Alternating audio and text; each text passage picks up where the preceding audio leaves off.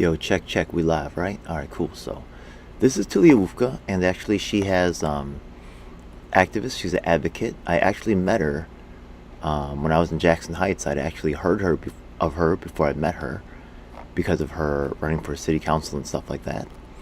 And she actually recently posted this comment here. Okay, I decided to make this quick live because the things that I'm seeing and the things that I'm hearing. Oh, by the way, this comment right here. I think the blue eyes look kind of cool. That's just me, though. Yeah. So, um, people have their own opinions. I'm mad at that, but I think it's a cool effect. Are just like unbelievable. So I just want to clarify something. Everybody here in the United States of America came from somewhere. They did. They migrated from somewhere. So, with that being said, I'm not going to throw the migrants underneath the bus because I don't agree with that. Okay, I have to agree with her particular point right here. I think she's actually, I do have a slightly different take on something she says later, right? I think she's overall correct. I do believe it. I think she actually does go into the same thing that, no, I think actually we have the same position, actually. Let me take a look again. Yeah, but let's keep listening here, though. I really feel like at this point, like people need to open their eyes and they need to recognize and see what's really going on. Because a lot of people are spewing so much venom, but they're not in touch with reality. You see, the reality is that the border is open. So many people have this American dream, but at this particular time, we are still regrouping from the pandemic. Like, it caused a lot of damage. And if you haven't noticed, NYC has changed immensely since the pandemic because we're a city that is sort of like boxed in. Like, and it's always been this way. It's always been a fast-paced city. But a lot of people died, and a lot of people, reimagine their lives when faced with those. Okay, actually, I wanted to, it's not really that I felt like I had a different position. It's, then I said it was the same. I feel like I wanted to add certain things. So, because I've been wanting to get off my chest a while about this immigrant thing too, right? The thing is that the immigrants, people think that they have no experience with the shelter system before, right? But actually, if you take a look at the, let's take a look right here, actually. Cuomo shelter scandal, New York City, okay? The thing is that, New York City homeless shelters founded by Cuomo are hellholes filled with violence, child abuse, okay? These things were not really, so good before, actually. These things were really, had huge problems. Not only that, but Cuomo's, homeless shelter run by Andrew Cuomo's sister left man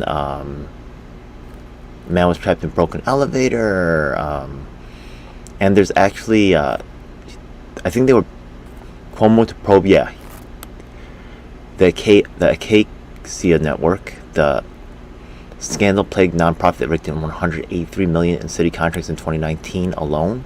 Okay, I believe also that what's his name? Cuomo had a relative running this agency for about $500,000 in salary, almost $500,000.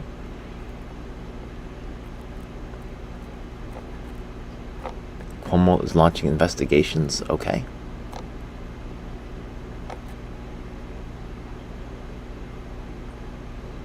Not-for-profit of the city and state rely because they're not entities to fulfill current needs. This is going to be a called the not-for-profit industrial complex. It's ridiculous. Anyways, let's go to this one over here. Um, why isn't there any information on the Cuomo homeless shelter scandal? Cuomo, was it brother-in-law, sister-in-law, relative, heads, homeless shelter.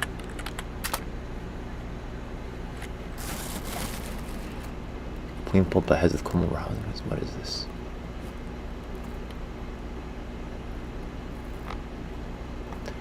Manhattan shelter overseen by Cuomo's sister will probably have faced issues that culminated in an infant's death. There was Cuomo relatives got priority testing. What is this?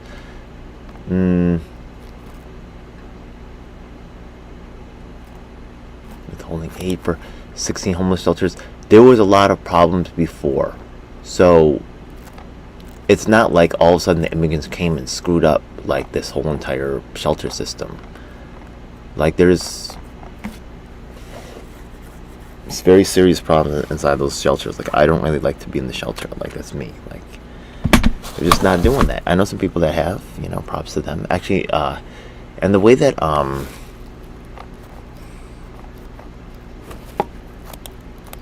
really feel like the immigrants, right? They're just like another set of people that are powerless, like the set that's here in public housing, and they're just being. The people in public housing soon will become migrants themselves, just so you know. They're going to end up they're trying to move you guys into, Hochul has these things over here. Okay.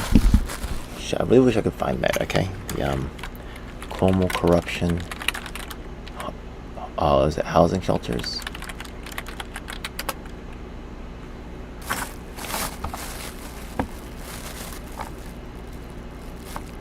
With a cloud of corruption still hanging over Albany.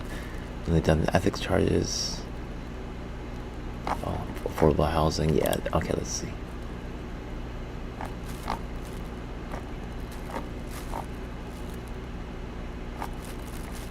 So then the shelter population has grown to about 60,000. It's expanded to 38 sites.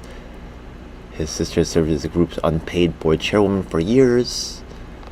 And, oh yeah, Lawrence Belinsky was married to one of Cuomo's cousins, was the group's CEO. Aha, yeah? This is the one that I'm talking about, okay. Belinsky had to step down in 2011 after his $500,000 salary became public at the time. When a Cuomo-appointed task force was looking at excessive compensation at charities. This looks like Jamaica houses, like, kind of. Is it? No, I don't think it's Jamaica houses because they got, like, the stairs and stuff, but just the way the buildings are, like, it does look like that South Queens kind of, where is this? Help one, okay.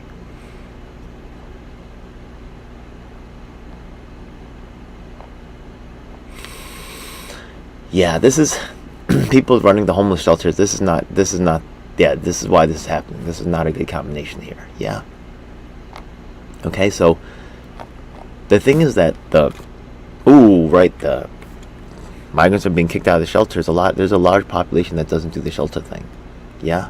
And the shelter thing is actually violent. Actually, the influx of migrants may actually decrease the level of violence. Because there's a lot of people that have been out of prison that really can't, like, find normal jobs, or they've been twisted and they can't make it normally. And they got to be in the shelter system. And now, right, and there's just a lot of them. But now their numbers will be thinned out normal people, but there's also within the migrants, there's going to be also, if they just open the border and let anyone in, that could be also, violent people will be in that mix as well as innocent people, right? So we have to understand that this whole thing, you don't really know what's coming in. It's for good or for bad, right? But I do want to help, and they can be net positive, right? This idea that they're garbage, or for some reason that they're going to cost our city and stuff. Why is that? Like, shouldn't they be? They could actually make our city money, right? Yeah, actually, right there. If you have humans, isn't there this huge problem right now where they say where there's going to be a population? That's why Asia's dying off, but they don't talk to Asian Americans. But right now, the populations of Asia are being decimated by low birth rates, by this kind of struggle that we're being put through to fight for the dollar instead of our children. Okay, I think those are just some things I want to add, but I think that Talea is actually, I hope she runs for office in 24. I think she's pretty cool, yeah. I don't agree with her on all the positions, but I think she's not taking the money. Maybe she doesn't feel like a party shill. It feels like she has her own ideas. Yeah. Let's see. Circumstances. A lot of people realize, hey, my family's important and my family's number one. So if I could work from home, or I could do the same thing in another state and be in a nice picket house with my family, like someplace else where there's space and, we have our dog and our cat and our kids and our mom and stuff, like, they bounced. And I'm not mad at them because She's actually making a great point. A lot of people moved out of the city in public housing. Actually, record amounts of people actually moved out of public housing. So some people moved in, but sometimes they didn't move people back in. I think they deliberately keeping some developments. They're filling them up as fast as they can. Some of them they're trying to deliberately keep empty to try to make certain moves happen. And people need to pay attention and exchange information on this. But this information is not being talked about in the press. So y'all have to talk to each other.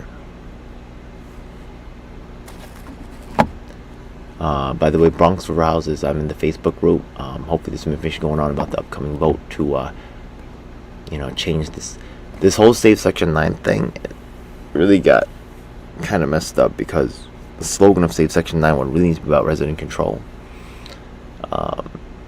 We should preserve the funding, I guess, yeah. But should it be controlled by NYCHA? That's really, the answer is no. everyone is entitled to make choices of where they want to be and where they want to live. So, with that, if you really look at the stats, a lot of people moved out of New York. So, now we have a very complicated situation because all these people moved out of here. All these businesses, small businesses especially, they were forced to shut down. Now, when they changed all these laws, right? All of a sudden, everybody became a shoplifter. Now, when you go in that store and you look around and you see, it's not just the immigrants that are shoplifting. Like, you must... Yo, that was mad hard though, you know what I mean? Yo, I gotta give her, she read about that. Damn, you know what I mean? Like, the problem is bigger than the immigrants, let's be real, you know what I mean? Yeah, so, that was ill observation right there. The people that are doing that stuff, everybody gotta be accountable, I guess, so. There is a degradation, so...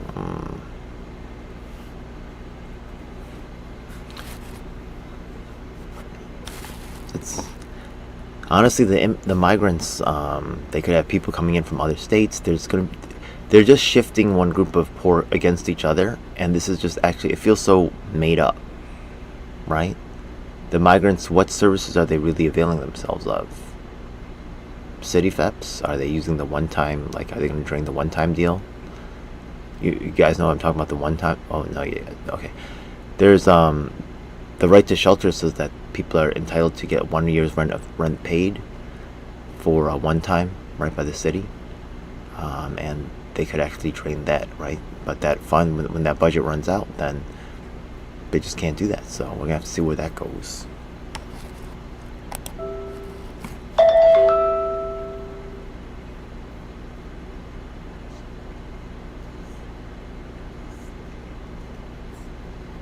Times are crazy, times are hard, and it's not the right thing to do.